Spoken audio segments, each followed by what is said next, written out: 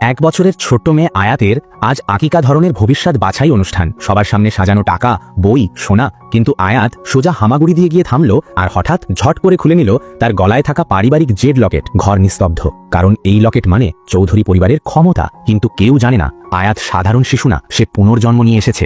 আগের জীবনে তার বাবা মাহির এক চতুর নারী নীলার প্রেমে পড়ে নিজের স্ত্রী সুমাইয়াকে ছেড়ে চলে যায়। নীলার ঘরে ছেলে জন্মায়, আর আয়াত অবহেলা, অপমান আর নির্যাতনের মধ্যে বড় হয়। মরার আগে সে জানতে পারে সে নাকি একটা গল্পের সাইড চরিত্র। আমি কেন হারব, এই প্রশ্ন নিয়েই সে ফিরে আসে নিজের মায়ের গর্ভে। প্রথম মিশন, মাকে কষ্ট ছাড়া জন্ম নেওয়া। কারণ একই সময় নীলাও সন্তান জন্ম দিচ্ছে। মাহির তখন কার পাশে? অবশ্যই নীলার। গর্ভের ভেতর আয়াত রাগে নড়ে ওঠে। এই জন্মে মা আর আমি হারব না। ডাক্তার অপারেশনের প্রস্তুতি নিচ্ছিল, হঠাৎ আয়াত নিজেই সহজে জন্ম নিল। সুমাইয়ার এক ফোঁটা কষ্টও হলো না। ডাক্তার বলল এই মেয়ে যেন আল্লাহর রহমত। অন্যদিকে নীলা একদিন এক রাত যন্ত্রণায় কাতর। শেষে রক্তক্ষরণে অবস্থা খারাপ।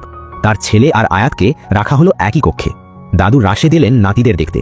নীলার ছেলে তাকে দেখেই হাউমাউ করে কাঁদতে লাগলো। দাদু বিরক্ত হয়ে পাশের বেডে গেলেন। আয়াত দাদুকে দেখে মিষ্টি করে হাসল। দাদুর মন গলে গেল। তিনি নিজের প্রিয় কলমটা দিলেন আয়াতের হাতে। আয়াত মনে মনে বলল এই কলমই হবে আমার অস্ত্র। নার্স মুখ মুছাতে গেলে আয়াত কলম দিয়ে তোয়ালে ওপর দাগ টানল।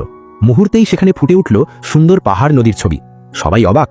দাদু আবেগে বললেন এই মেয়ে আমাদের বংশের গর্ব হবে। নীলার চোখে তখন আগুন। সে ভান করে এক বাটি স্যুপ এনে দিল।